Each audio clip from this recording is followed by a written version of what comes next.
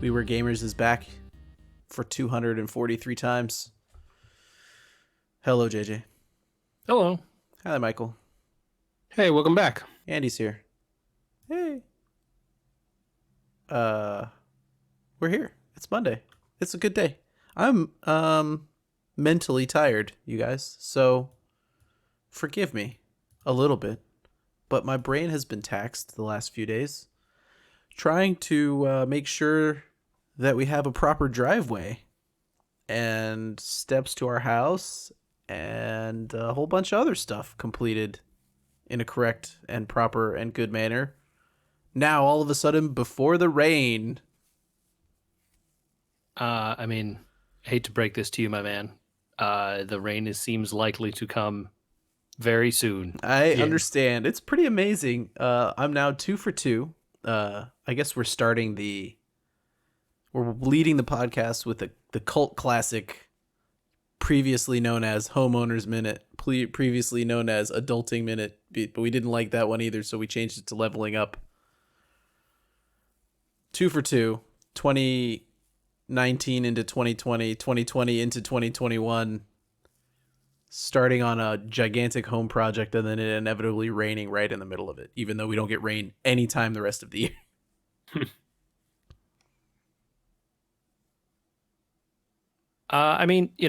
You did choose to start one right here at the beginning of the year, which is about the only time we ever get rain in California. Yeah, I figured we get more rain in spring usually. Like the earliest time we ever get rain is like around now because it rains here and then there's snow in the mountains, right? Yeah. And then the latest time we basically ever get rain is like, May or something, probably. Yeah, you're right. It's just funny. It holds true almost every time that we have to kind of stop in the middle and then continue on after whatever bout of rain occurs. But yeah, we don't currently have a front yard at all. In its entirety is all now missing. I mean, was there something wrong with your driveway? You just wanted to replace it, or like? There was a significant amount of cracking. It looked done poorly, first of all. So it already needed to be somehow gussied up. There was a significant amount of cracking, and then all of a sudden, a couple months ago, there started to be a little bit of a dip in the driveway at a certain point. That's no bueno. No, it's not so good. There are also pipes that run under there that needed replacing for the drainage from the backyard is not working right. Yeah. Okay. So good reasons. Time. Yeah, all good reasons. It was time. It'll give a house that is being refreshened a fresh look instead of chinsing out. You know what I mean? Sure. I mean, it's just a giant hassle, man. Every time you redo something like the driveway, it just causes. Well, I guess you all are generally lucky that you don't park your cars in the garage, right? Is that correct? Currently, or correct. Yeah. You haven't in the past, I guess. We don't currently. And so that makes it less of a problem if you have to park them outside, whereas if you had them in the garage, that would be very problematic. It's all about your neighborhood, right? If you had street parking, it's less of a hassle, I guess. Well, although like your neighborhood and the outdoor weather conditions. Yeah. If it snowed, you would be way less excited about parking your cars outside. Fair point. Good point. Yeah, I hadn't thought about that. No, we live in rain, not a big deal. Snow, bigger deal. Yeah, we live in an area where you don't have to plan to do everything in the summer, and in often cases, to do things in the off season because then people are more available / cheaper. Yeah, totally. I can't fault you for trying to start this project now because it's like a good time to try to start projects. So yeah, it's good. It's been exciting, but it's you're the backstop for every decision, really. Obviously, the contractors know the code and grading and all that sort of stuff, but like being in presence of mind to I don't know. I just it's stressful a little bit, but it's exciting. And it also is very weird still in week 2 of these headphones to try to think to myself in utter silence. I'm still getting used to these headphones. But I'm probably not the only home-owning, adulting, leveling upper. It was a long weekend. We had a holiday. So, did anyone else spend a minute? We did, although I didn't really have a holiday. I had to take the day off because I don't know why my work doesn't give me this day off, but here we are. It's not common, I don't think. No, because I was in the office today too. I as a parent, it's a long weekend for some of us. And meaning the kids are not in school. Right, yeah. Our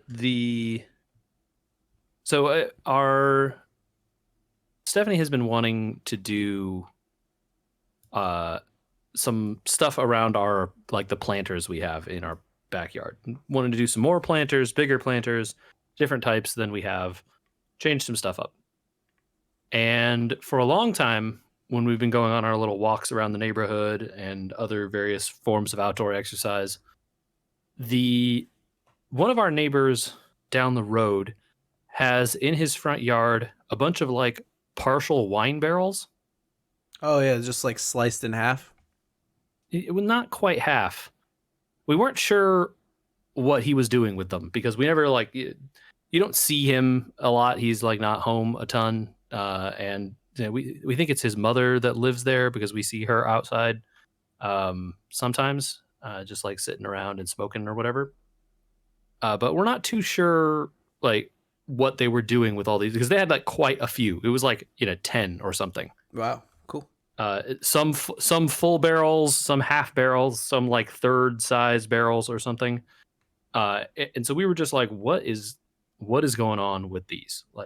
And Stephanie was they look cute. I would like to use it as planters. Because they're they sell these at stores, right? You can buy partialed wine barrels that have been, or barrels that look like wine barrels that have been repurposed for the purpose of making a planter out of them. Oh right? yeah, Yeah, I mean, for sure.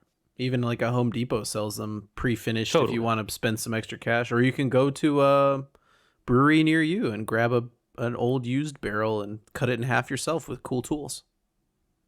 Totally. So we sort of, because we saw him previously out front with tools doing just what you were describing, we figured he had access to them somehow or was buying them somewhere or something.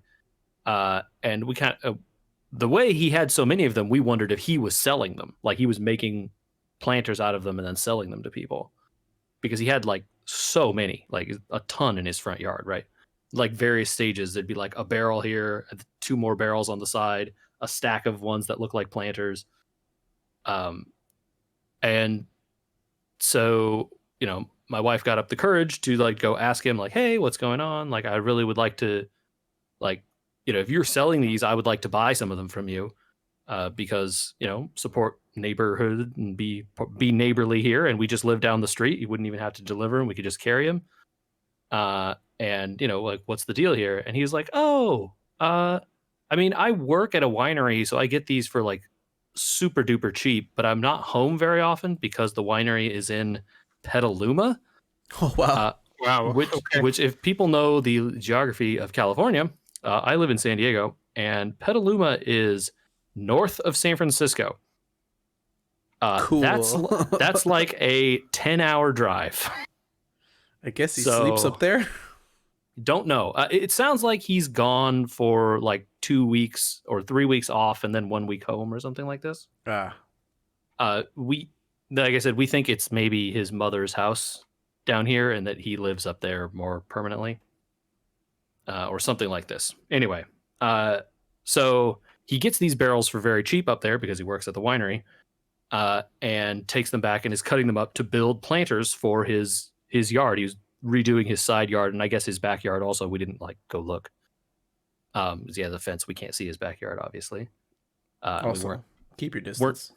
We weren't going to go walk through his house and stuff with people we don't really know, Right, sure. And so he was yeah, totally, we'll sell you some of these. How many do you want? And my wife was 3, I don't know. he's like, oh great, let me just grab these 3 right here, and I'll just like throw them in my car and drive them over there in like 10 minutes or whatever. Let me get some stuff finished that I'm working on right now. We're like, oh, okay, sure. So Now you have wine barrels. didn't expect this immediately, but yeah, okay, great. So I was and then by the time this was happening, I was away. I'd gone to work, and so Stephanie was there, and the man came over and had drilled holes in the bottom of the barrels already for drainage. And it was the whole thing. It was just like, yeah, these really nice barrels. You can tell that they were wine barrels. The inside is stained red. Yeah. Like these were made with wine was used here. So then this past weekend, we spent time, getting some gravel and stuff to fill the bottom, and then soil to put on top of that, so that we could, in theory, start the planting. But now I think we're going to wait out the rain, and then possibly start after that. See, I'm not the only one affected by rain. Yeah. Hey, I am not the gardener in this family. I don't really know. This is the master gardener over there is telling me what to do, and so like I went and bought a whole bunch of stuff. Yeah, we all just follow directions. She's like, I want this one. I need this kind of gravel. Sure. This is what we want, and like I want to put them here and here, and like fill these up. Okay, and then she's like, okay, we're good. And I'm like, well, do you want to go get plants or whatever? She's like, no, we'll wait. I'm like, oh, okay. The best Why? thing you can She's do. like, it's gonna rain. I'm like, oh, it is. Oh, okay, yeah, sure. The best thing you can do is listen. Mm-hmm. Yeah, she is the architect and the strategist and the the person in charge, and I'm You're the muscle. I follow orders. Just lift that thing. Nice. Although to be fair, I was at work when she moved them into the backyard, so she carried them into the backyard herself. So you're not even the muscle? I was at work. What am I supposed to do? I don't know. This is getting a little bit on the I didn't do anything side, Mr. Bragg. I helped carry all the rocks in the soil and stuff, of course. Nice. Michael? Nothing real home-owny here, but I did slightly upgrade my phone today. So I got a note over the weekend that said, because you're on Sprint and Sprint has merged with T-Mobile, you are now eligible to upgrade your SIM card to take advantage of the expanded phone networks. All you have to do is bring your phone into a T-Mobile and they'll make the swap for you for free. Takes like 15 minutes and you're done. So I went in today. It took longer to wait for my phone to reboot than it did for them to actually pull me up in the system and make the swap. I mean, they just literally scan a little card and then put it in your phone. Basically, yep. Yeah. Or they probably just give you the card and make you put it in your phone, right? No, they do it for you. Oh, okay, that's nice. Yeah, when I got my new iPhone this past Christmas season, which I don't think we talked about, but I did. They still have to do all that stuff. I don't know why. I know how to do a SIM card. Man. Yeah. There's just a little door. I have to get a really stupidly small little pin. Oh, the key thing. Yeah. Yeah. But like they give it to you in the box when you buy the phone. It's just in there. You just open it up. You stick that thing. When I buy a new one, I just take the old one out of this phone. I drop it into the next phone. I never tell my carrier. It's very easy. Yeah, it's kind of strange. I don't know what it is about iPhones in particular. I guess if you buy a used one, or a gray market one or whatever, you would do this sort of thing where you just move over the card. But for some reason, every time I get a new phone, they insist on like redoing the card and all that kind of stuff. And I don't get it. But whatever. Yeah, I mean, I also do not get it. So I also am not buying them from... Oh, you're probably buying it from Apple. So that also doesn't make sense because I figured it was the carrier doing that. But you're probably not buying it from your carrier, right? No, I wasn't. Yeah. Yeah. I don't know. Weird. Okay. Very strange. I know they're all using the same size at this point. It's not like the sizes are different. So yeah, because that was a thing for a little bit where there were 2 different kinds. SIM and micro SIM. And all this. Yeah. I think they're all on the same kind now, finally. Yeah. Okay, I have a question. You're on T-Mobile. T-Mobile shares with Mint Mobile, I guess. Okay. How's the service? Because I look at my AT&T bill and think, these people are charging so much money. And like There's a lot of ads from T-Mobile or Mint or all these other ones for a lot cheaper service. Well, so for the most part today, it's been pretty good. Except, so the one thing that made me eager to switch was that at my desk at the office, on the Sprint network, my signal was very shaky. I'd mostly be roaming and occasionally get little windows of signal and then go back to roaming. So I'm happy to report that I've gone from spotty signal to no signal at my desk. So that was fun. But it's been fine everywhere else. Oh, that's funny. At least maybe it's more stably not a signal. You're not wasting as much Yeah. battery. Yeah, it's pretty steady, not a signal. But I think that's more to do with the building than it is with the network. I was Because going to say, as soon as I walk out the door, it's instantly back. are you inside the middle of a giant concrete building? Basically, yeah. Worst case I'm on scenario, the right the bottom of a 3-floor, like yards from the nearest window. there. Yeah. I used to work in a building that was concrete on the side on that at my desk was. Yep. And it was built adjacent to another building, and they actually ended up touching when they built the second building with another concrete wall. And that building was like triple thick because it was a film storage vault. Oh, okay. So it had to be temperature controlled and fireproof. Yep. Mhm. And so the walls were so at my desk was like 8 layers of concrete between me and the sky. Yeah, it's just a sponge. Yeah. For a number of years, one of the buildings I worked in was they had cubes and stuff set up in it, but the building was built for these rooms to be SCIFs, which is a acronym because I work in the defense industry where everything is an acronym, and SCIF, Secure Contained Information Facility, which basically means that it could be converted into a secure conference room for like classified stuff. And there's a whole bunch of rules about how those rooms have to be built. And some of them are like, hey, put a bunch of annoying metal in the walls so that phone signals are basically impossible to get in and out. You basically And- made a Faraday cage. Right. But it's not, yes, but not completely, right? Because Sure. you can't. But like, yeah, it's a giant hassle working in there. I was there for several years and it sucked. Like it would just get to the point where like, if your phone isn't plugged in, you just turn it off for the day because there's no point. Like while you're inside, it's just going to drain the battery, searching for signal constantly. Nice. Yeah, happy I don't work at that building anymore. I mean, they've got to do it, but it's like such a bummer sometimes. I don't know. Yeah, I don't know what to tell you there, Michael. Hopefully you. There's I don't think there's much that can really be done. It's just it is what it is. I suppose if your work allows it, sometimes they have like on-site Wi-Fi. You could connect to that from your phone, and that might. Yeah, they've gone the opposite direction from that. They used to let employees use the Wi-Fi, and they have gone away to locking it down for basically only guest use. I don't Okay. want to be a conspiracy theorist, but if I was a person working in an office building for a company, I don't think I would connect to their Wi-Fi at this day and age. You certainly wouldn't want to do any personal use of your phone across the company Wi-Fi. Sure, yeah.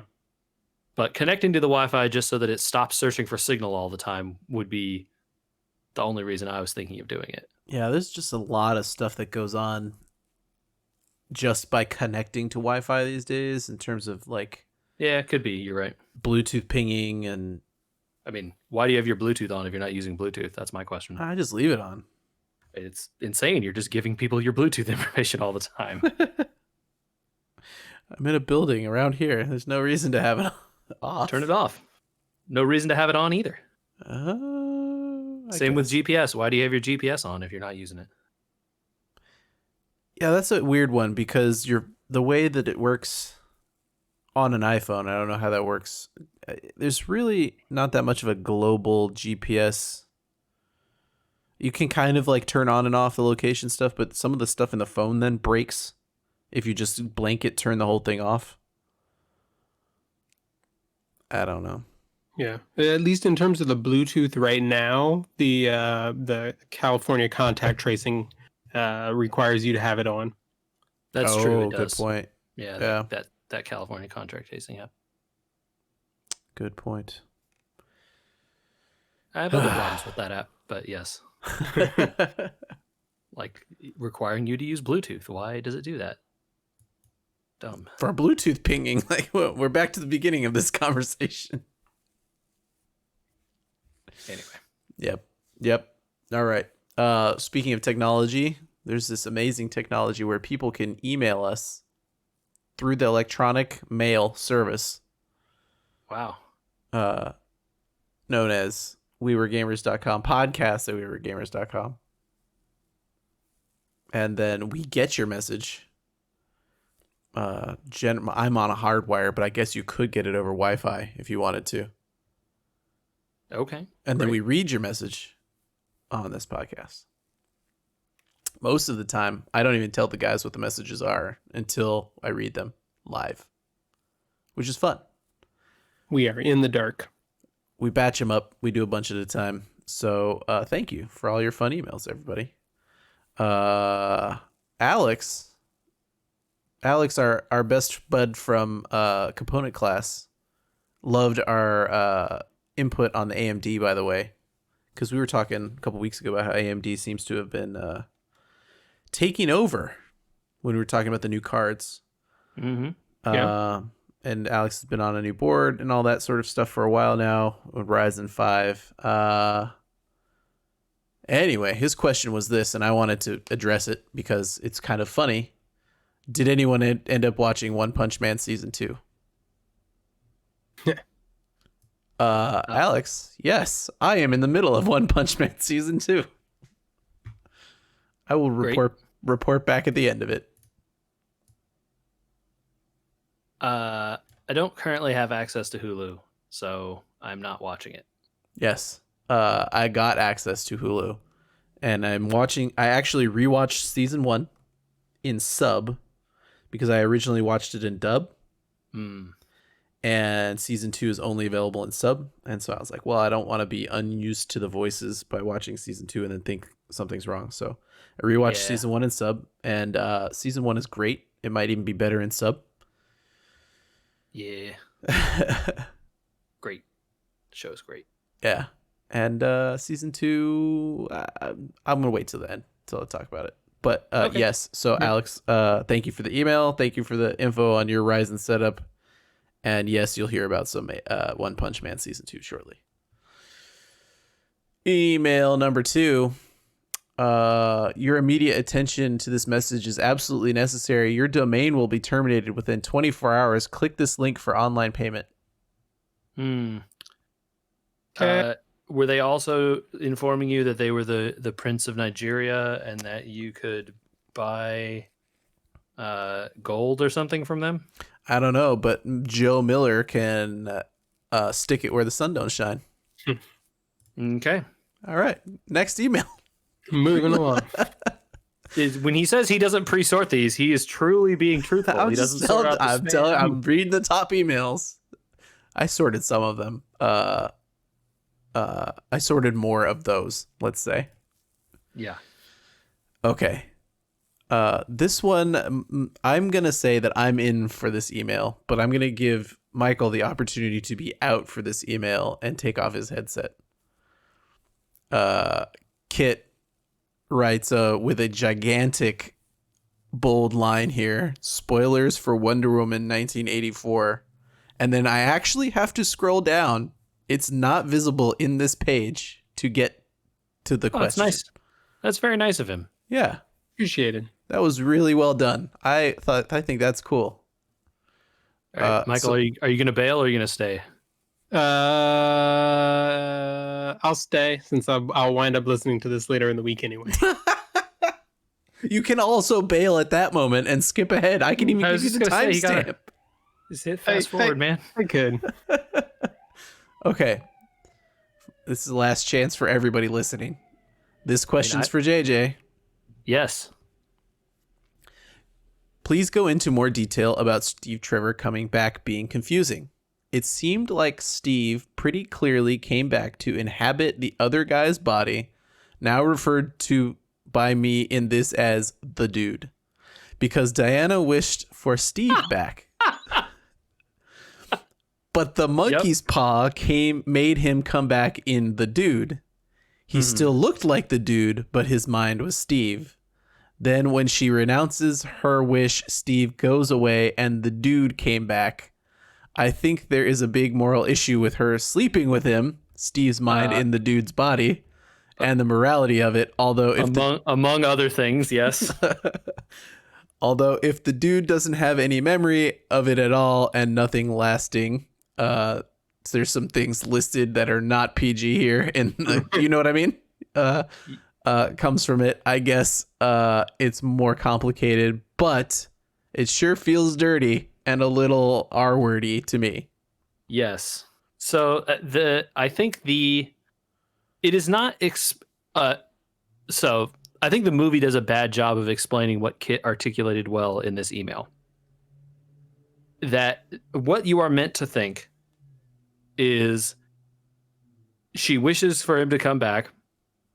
This dude exists as a dude. I don't think we really she passes him in a hallway once or something before that. You never really see who it is. And then all of a sudden, she runs into him and it's Steve. And you're like, what? Oh, you're meant to realize that Steve took over this dude's life, right? His mind got transplanted into this other person's body. And they kind of do that later. They show you Steve looking at himself in the mirror and seeing this other dude's face. Mm-hmm. But then for the rest of the movie just shows you Steve. Diana looks at him. It's Steve. He's just, Steve is, it's never, you never see the other dude. There are no shots of the other dude doing anything until, as Kit explained at the very end, she renounces her wish and he goes back to being the dude. Certainly there are a lot of big moral problems with this. And I think the fact that the movie doesn't touch on any of them is a big problem. Part of the reason why it's confusing is these superhero movies, the superheroes are supposed to be either, paragons of virtue and the good thing in the world. Yet clearly they're doing something that is he used a word there, but it's very gross, I think. And I don't, using a wish to violate this person's bodily autonomy, which, he didn't want, I'm sure. I would rather he not have his mind taken over by Steve. And I get, it's a curse and monkey's pawing or whatever, but she's not out to ever fix it at any point until the end when she is forced to. Oh, she was forced to renounce her wish. It turns out that's the only way to defeat the bad guy is for people to renounce their wishes. Oh. And so, but she was all for keeping him this way and staying with the dude as Steve. And, and all the other things people have wished for, and they show all the disastrous consequences of that. And that's the whole end of the movie. But she wasn't actively looking for a way to change the dude back or anything. She was showing Steve around the modern world and teaching him how to live in society and stuff. And that's weird and bad. Right? I'm not weird thinking that that's bad. It's weirder that they would not continuously remind you that it's not his body. Yeah, and they don't. They absolutely don't. They just play it out he doesn't know how to dress. He dresses in a bunch of really terrible looking clothes and goes, "Isn't this cool?" And she's like, "No." And they have a whole montage with that. She shows him what art looks like, and he thinks the trash can is modern art because it's hard to tell what modern art looks like, and that's the joke. It's a bunch of playing ha fish out of water stuff, but it's not him. It's some other guy. He knows what that is probably, but we never find out how that guy feels about anything, and we don't ever see his the aftermath or anything of what happens to the dude. Oh, interesting, because that does was he remember? We don't know. There's another paragraph here, and I read it, and the follow up question is basically, what do you think happened to the dude's mind in the meantime and afterward? Dude, great question. It's something completely undealt with. At the very end of the movie, right? Diana passes the guy who is the dude in the street, and he looks at her and smiles, and that's the whole thing. it's supposed to be like, oh, he's fine. Is he fine? I don't know. We don't. Was he just a passenger, or was he? Yeah, we don't know. And like when she renounces her wish, the scene where that happens, it's focused on her, right? And like her feelings about having to give up Steve and all this stuff. And she's walking away. You don't see his face transform back into the dude and like how the dude feels at that time. He's like behind, he's like not even on camera at that point. I have multiple questions now. Yeah, great. One, does the dude get a wish? And if he did get a wish, was his wish So great something question. else? Well, so the way the wishing stuff works, the dude probably did not get a wish. I see. So not everybody got a wish. It was just like a few people got a wish. At the time when anyone could get a wish, the dude was already Steve. I see. But like maybe, yeah, where was his mind? Was his mind in the meantime wishing that he could get his body back or whatever? I don't know. Is it like, yeah, a lot of open questions on that one. Is it the Marvel trope of you have to live with your consequences, or is it the DC trope of, oh, the bad guy was defeated and everything is reset and nobody remembers? Because then maybe it's all good in the hood because it never happened. Hand wavy. Well, I mean, this is a DC movie, so you can guess which direction it's easier to lean on here. But I mean, they certainly don't play up. There are some big things that happen as a result of all these wishes and stuff, and they don't really touch on how any of that resolves itself.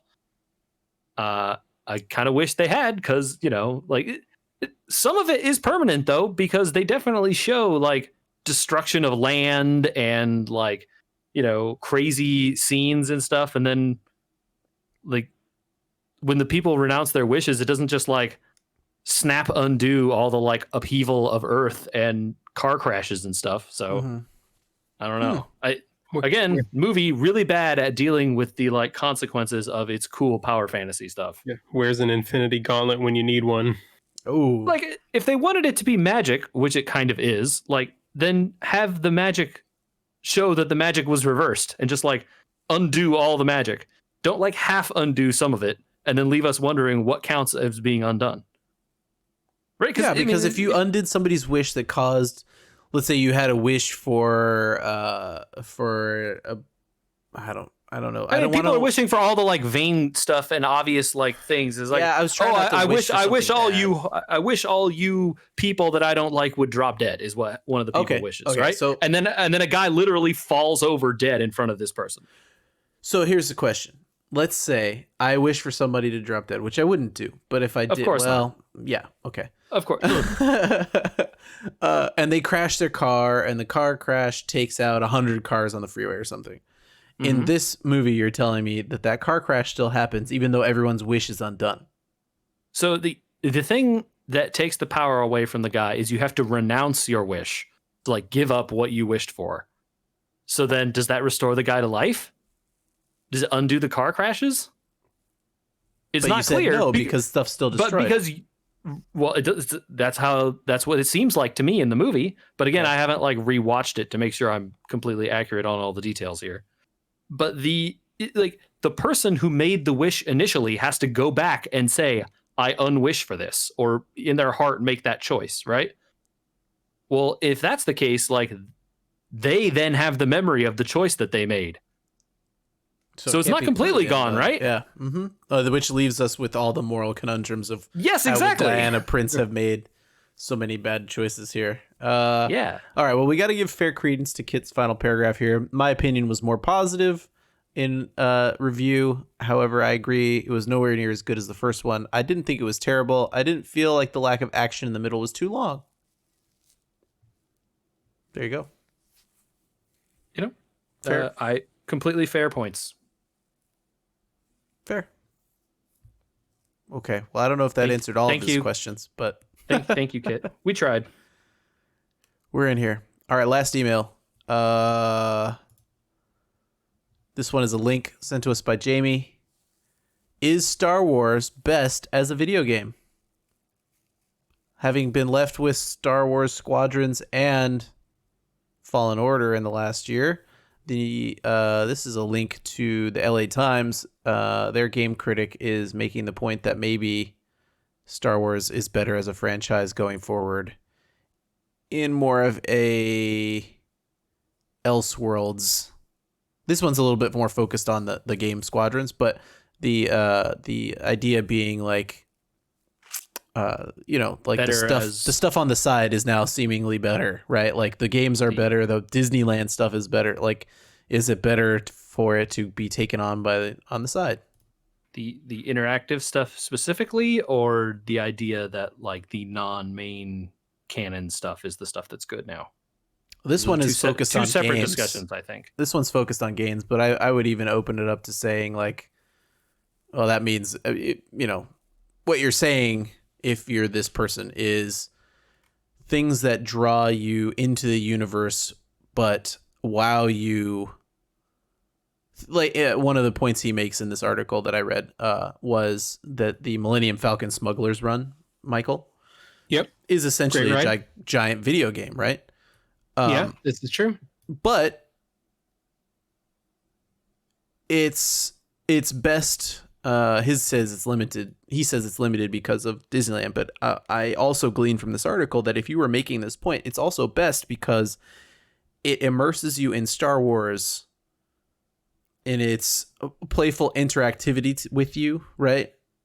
So much like JJ, Lower Decks is playfully interactive with the audience.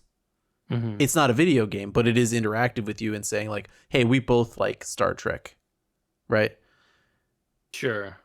And so these types of experiences like the Smuggler's Run or a video game or spin-offs might be stronger, is maybe what his argument would be.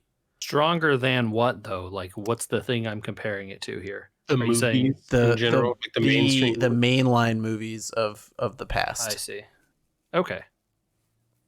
I mean, I think it's almost inarguable at this point that the quality Star Wars stuff has not been the main movies for the last good amount of time.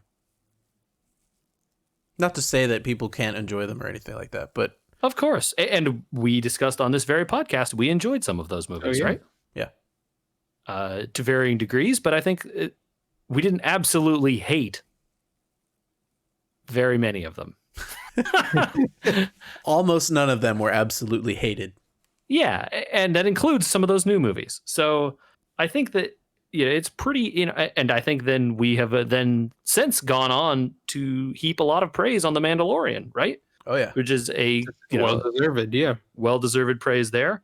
I have not played Star Wars Squadrons, so I can't speak to that, but I think it is liked by people who are playing that kind of a multiplayer dogfighting game, who really want to do, if you want to be that guy in the X-Wing shooting down the TIE fighters, hey, this is the game for you, right?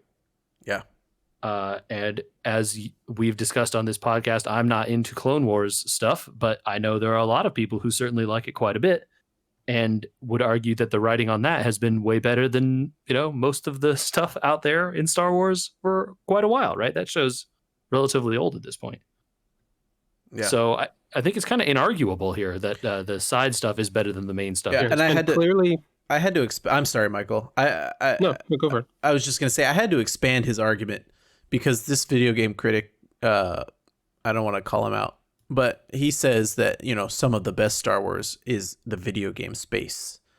I would not argue that before Fallen Order, really. I mean, those Battlefront games really struggled for a lot of reasons. So I think that's mostly unrelated to the Star Wars-ness of them, though. They struggled because of the video game-ness of them, I thought. Yeah, absolutely. But that's inherent to the media. So if you can't conquer your own media space, that's saying, well, that show's bad because it's a show. And it's like, sometimes, yeah, you're right, but then you should have made something else.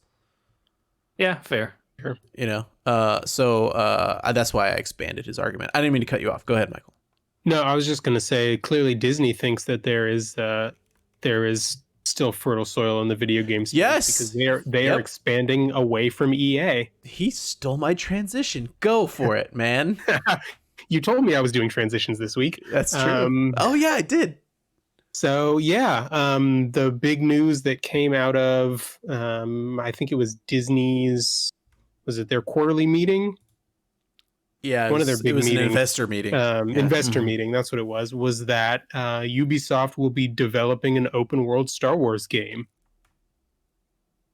That's not the only thing they announced I there, mean, no, or but was announced near there. it's a lot of stuff that's announced in there, but I think that's one of the biggest ones is saying that their EA contract ends next year or something.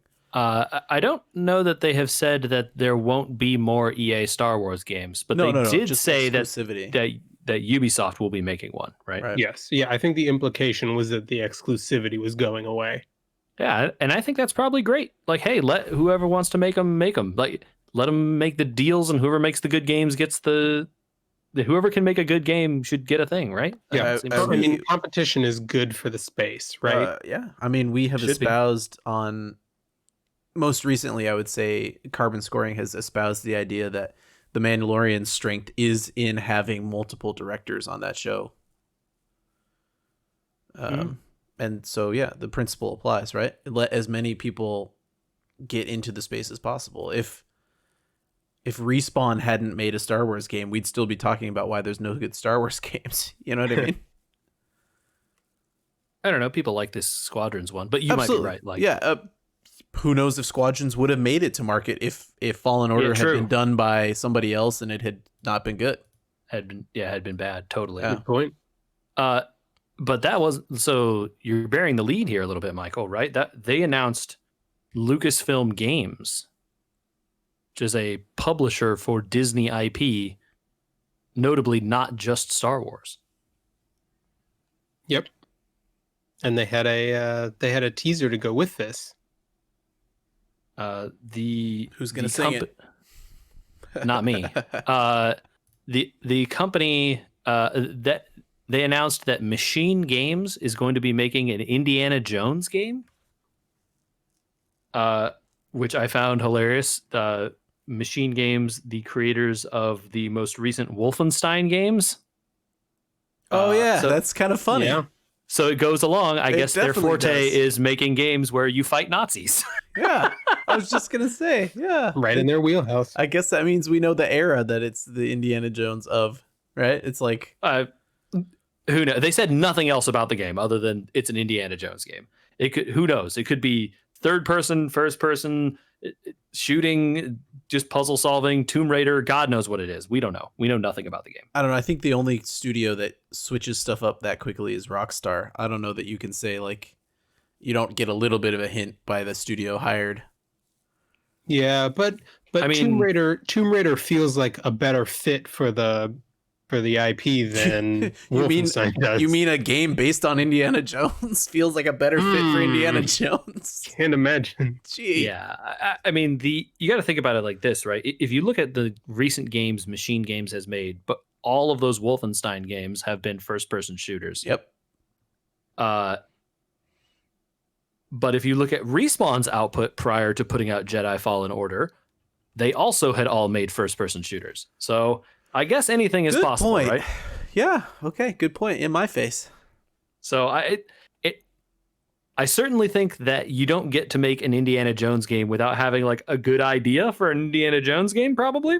I think the cool thing about this Machine Games being hired is that they're owned by ZeniMax. Correct. Who is owned by Andrew? Not currently, but soon to be Microsoft. Yes. So, who knows where that will go, but them being effectively owned by Microsoft is like, does this mean will this game, because this seems like one of those announcements where like the announcement is just like a static image of a hat and a whip, it's like it's not a trailer, it's not like there's no game footage, there's no name, there's no year, there's nothing. This seems like one of those like this is like 3 to 5 years away kind of a thing, at which point they will be owned by Microsoft probably. Correct. And then does this game then only come out on Xbox and PC? Like, right? Who knows, I guess. But that's a interesting development. But like, I think the idea of we haven't had an Indiana Jones game in like forever. I can't even think of the actual last like titled property licensed Indiana Jones game. Well, I mean, it would have to have been before LucasArts went under, which was years and years and years and years and years ago. Right. I don't even know when it would have been. So it has been a very long time. I in mean, the video Indiana games. Jones franchise was supplanted by everyone making Indiana Jones games. You got what? Nathan Drake, Lara Croft. I mean, you're saying Uh, Tomb Raider ate Indiana Jones's lunch, basically, right? Yeah. Yeah. Yep. Um, And then in modern times, I suppose Nathan Drake ate it. yeah, and there's nothing. I don't have anything against either of those franchises. They're both good, and enjoyable. Yeah. So it's just hard to know what a Indiana Jones game even is. And Totally, so, because the last Indiana Jones game I can think of was a point and click adventure game. So it's been a very long time. they had an N64 game. I believe you. This is the last one I can think of. I can't remember if they had one after the N64 game, but I'm pretty sure the N64 game was Wasn't made by. wasn't there a Lego one? Yes, there But is a even Lego Indiana Ooh. Jones. Even that's like more than a decade old, I think. Yeah, It gotta be. came That out was after an early. Crystal Skull. That's an early Lego one. So yeah, that's old. There's a second one, I'm pretty sure, but it's still got to be more than a decade. Yeah, It's got to be more than we don't do a lot So of research. it's been a while. that's what we're because doing. that has to be like 360 era, and that's probably before 2010 or 2011. So certainly a decade. Yeah, I know that I saw it when I was actively playing a PS3. So And I mean, not to demean the Lego games, which I like and have played very many of, but those Lego games aren't representative of Indiana Jones so much as they are representative of the way those Lego games play. Like kind of Yeah. all of them play the same, you know what I mean? yeah, they have a lot of good inside jokes for fans of the thing, Oh yeah. but it's not like it's telling a tale per se. I just mean you can wrap any IP around the kind of basic idea of the Lego guy running through a Lego environment and punching in whatever Lego bricks. Man, Right. there were Game Boy. Weren't there Game Boy? I think there were Game Boy indie games. Way out of my depth here. Probably. Pretty sure there was a side-scrolling indie game for Game Boy. I can't remember now. It's been too long. It's been that long. The last one I can remember was the one made by Factor 5 for the N64. Because I was a Factor 5 fanboy at that point in time. They were making all the fun games for N64. Anyway. Speaking of side-scrolling, we didn't get to it last week. JJ, you're on the spot. What again? Mm-hmm. Oh, You weren't. No, you weren't on the spot again. Michael was on the spot just now. That's fair. Yeah, Yeah. Mhm. We teased this last week. we did. Are you Yeah. ready to? I can't. Nope. I was gonna do Blind Forest, but I messed it up. Anyway, Ori. Ori, yeah. So I have now played both of those Ori games. Hey, those games are really good. They're available on Game Pass. They're also Yeah. cheap if you don't want to pay for Game Pass. Yeah, they're not that expensive. I want maybe $20 or something for I the think new full one. price. Wait for a sale. Get them for half. I mean, it's only $20. Okay. Look, Anyway. there's a sale coming in 2 weeks. 1 week. So, Michael, you have played both. Am I correct? Yes, I've played through both. Okay. So I played them both, not quite back to back, but pretty close to back to back. Okay. Wow. You don't think about it. Would you see the idea of these games and you're like, oh wow, they're very painterly and like beautiful landscapes and stuff. And you're like, oh, okay, they look pretty similar. No, wrong. Yeah. You play the first game, you're like, oh, this looks very pretty. It's like, oh, nice art and just like really calming sense of the forest here and everything. Great. And then you boot up the second one and it's like, that other game looks like garbage. Throw it in the trash. Why did they even make it? It's horrible. This is art. Wow. We have produced a masterwork of color and motion and image for your eyes to feast upon. Did you play And this that on other PC? game is terrible. Yes. Okay. Wow. I cannot emphasize how pretty Ori and the Will of the Wisps looks for anyone who is listening. It is truly a fantastically good looking game. To the point where like I called my wife over. I'm like, "Can you come look how pretty this is?" Like, it's not. This is just the game. It's not like a cutscene. It's not like, and the cutscenes just look like the game, by the way, so you wouldn't know anyway. Yep. But it just like it is like someone painted a painting, and then the painting moves as the characters run around the screen, or the wind blows, or you fight the bad guys, or whatever. It is unbelievable how good it looks. Did you wind up doing the thing where you died because you were background watching at some point?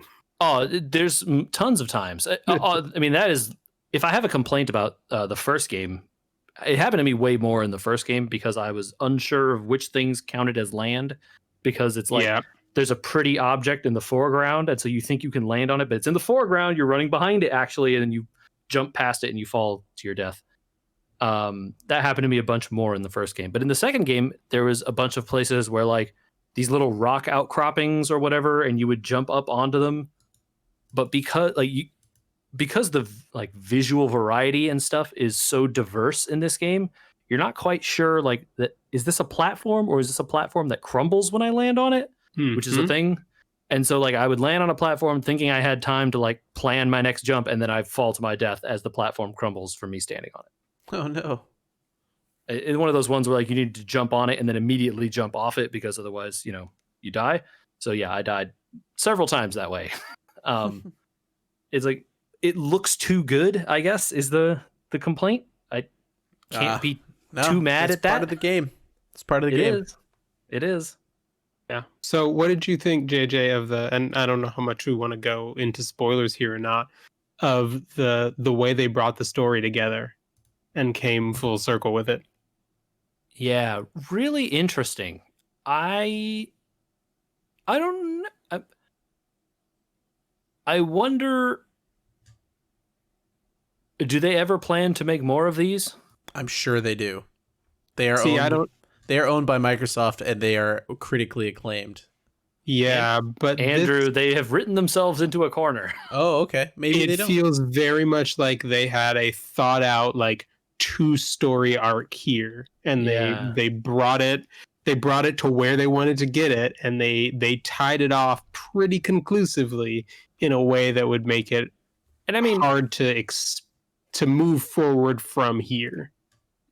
Generally, not really getting into spoilers, the story is about some of the cycle of life.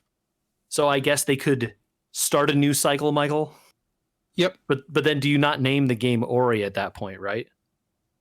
I don't know. But I don't think it matters. Like, if they just make a game that looks like this again, I think people will just buy it because it looks so amazing. I can't get over it. It looks so good. And like, not just the way the effects look or the way the scene is drawn or whatever, but like the I don't know what the particles or so you have a bunch of abilities in this game, right? You get a little sword you can swing. You get little like the skill wheel. Yeah, you get little motes of light that'll like shoot off little laser beams, or you can swing a big hammer and smash through walls and stuff.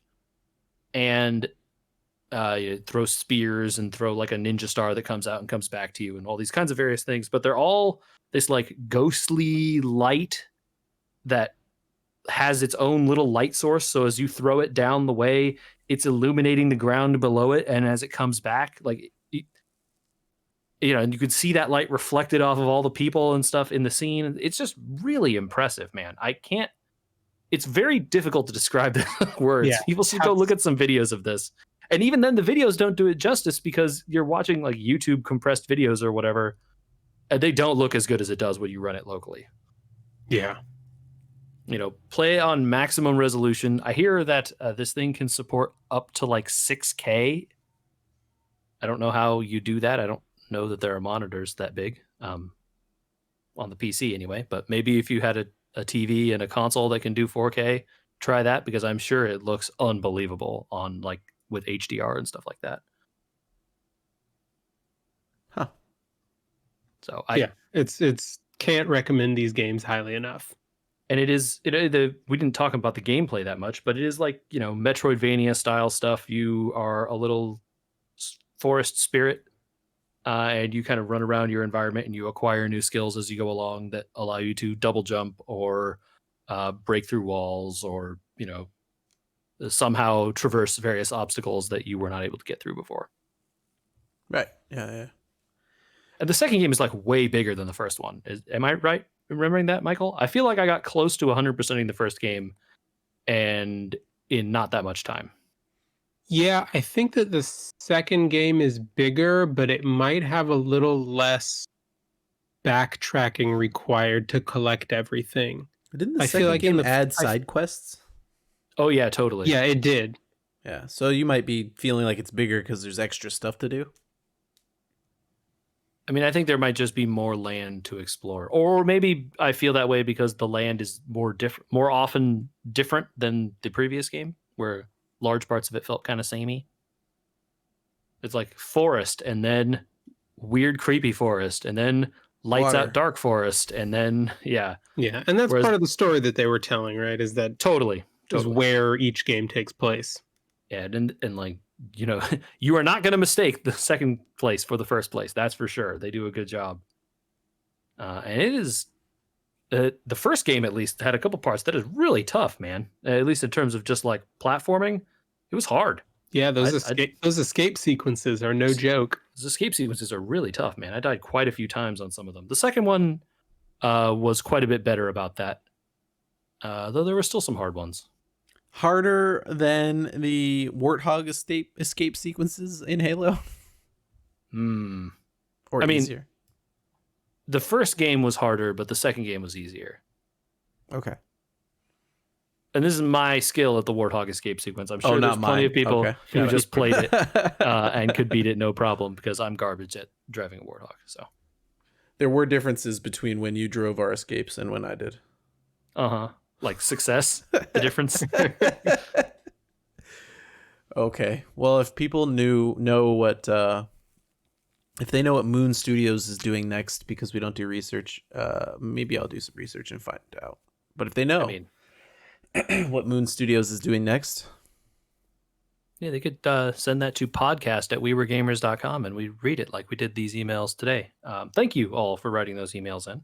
absolutely, And we love hearing for from those- everybody. For those of you, if you sent emails in and we didn't get to it, we promise we will eventually. It just takes a lot of time. We like to make them a big thing. Yeah, we like to bank them up. Like, I mean, it was basically most of this episode, right? So, Yeah, which perfect. is fun for us. I agree. We're also on pretty much every podcasting platform we have been able to figure out, and that's Spotify and Apple and Google and Stitcher and I don't know, our website, weweregamers.com. Place So- also, you can go there too. Yeah, go there. We're on social media at We Were Gamers. Let us know. Say hey. And follow us on YouTube, where these podcasts go up, and they're even categorized into playlists, which is extremely helpful. Oh yeah.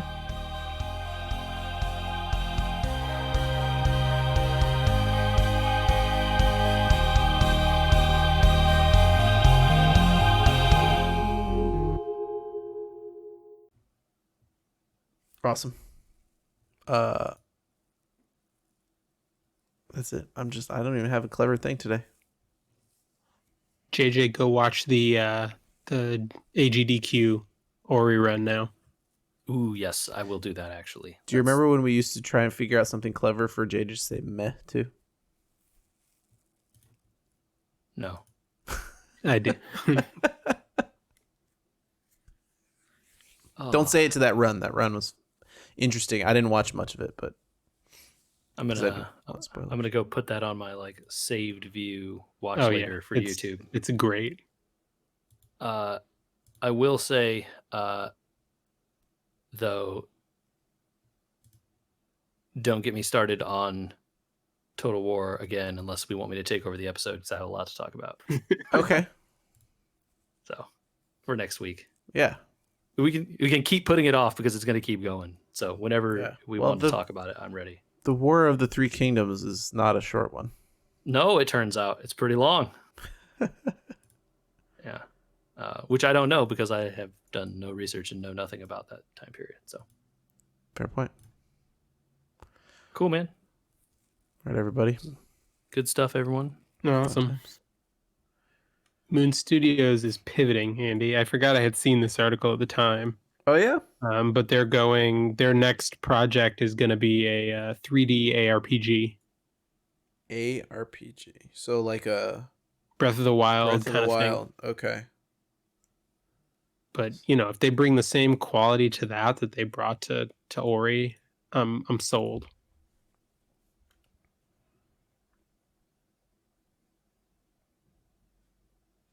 Yeah, I mean, I assume they'll take anything on. They're not a very big studio, from what I remember.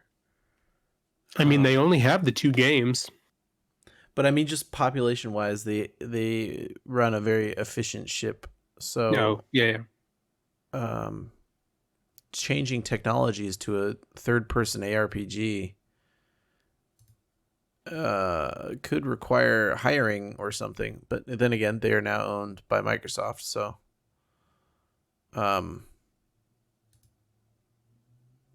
what do you do when you're owned by Microsoft, right? Yeah. Hire people, I guess. Why not?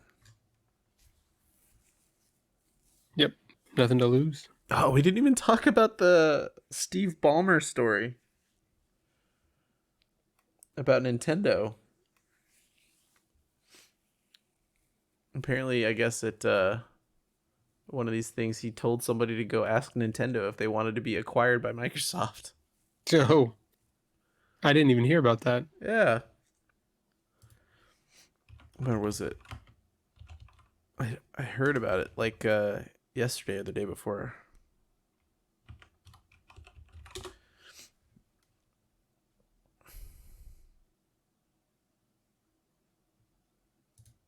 In 2000, in 2001, right before the Xbox launch, he tried to acquire Nintendo.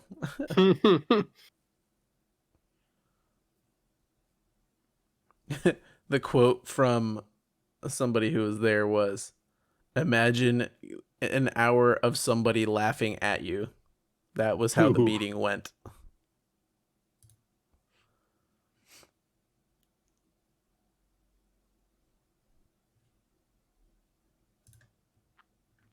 In 2001, Nintendo was probably doing fine. Yeah. That was that still 64 era, or were we pushing GameCube at that point? That might have been just GameCube time. It might have been literally just GameCube release time.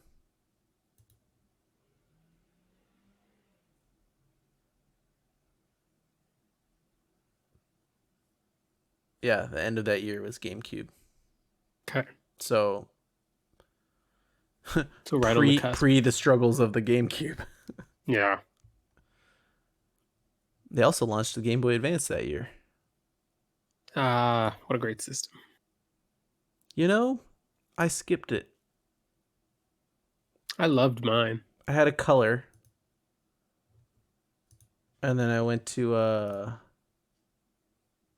DS.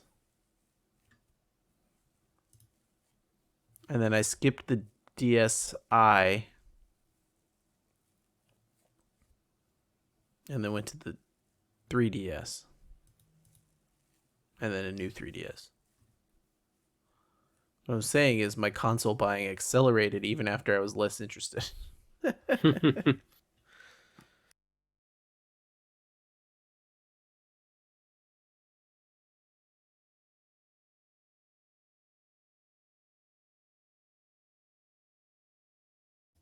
It's so strange because I'll unplug everything from the previous sessions or whatever before starting the computer, and it seems to do this every time I've used my webcam or but only in conjunction with my headset. So I think I always unplug all my stuff. Although I think I leave my webcam plugged in because it's plugged into the back. So I always am unplugging my microphone and headset. Does your webcam have a built-in microphone? Yes, and I have to fight with it sometimes.